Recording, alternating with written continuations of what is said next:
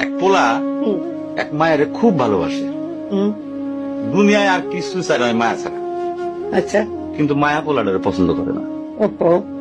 অনেক চেষ্টার পর মায়া সে পোলাটারে কইল যে ঠিক আছে, হ্যাঁ, আমি তোমারে ভালোবাসতে পারি, হ্যাঁ।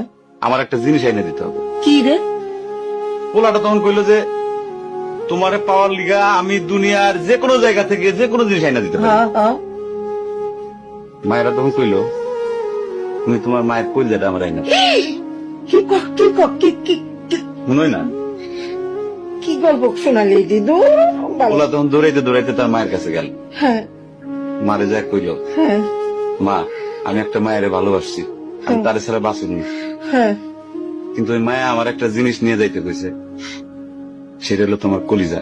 তুমি যদি তোমার কলিজাটা আমার দাও, ওই মায়াটা কলিজাটা পাইলে আমার ভালোবাসবে।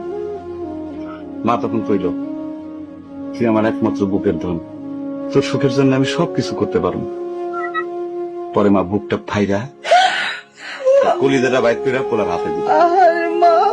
পোলাটা কলিজাটা হাতে পাইয়া যে কি খুশি, মা দৌড়াইতেছে দৌড়াইতেছে দৌড়াইতেছে, দৌড়াইতে দৌড়াইতে হঠাৎ রাস্তার মধ্যে উষ্টা খাইয়া পড়ে গেছে। হাতের কলিজাটা হাতের থেকে ছুইটা রাস্তার মধ্যে পড়ছে। তখন মায়ের কলিজাটা কইতেছে ব্যথা পাইছো বাজান?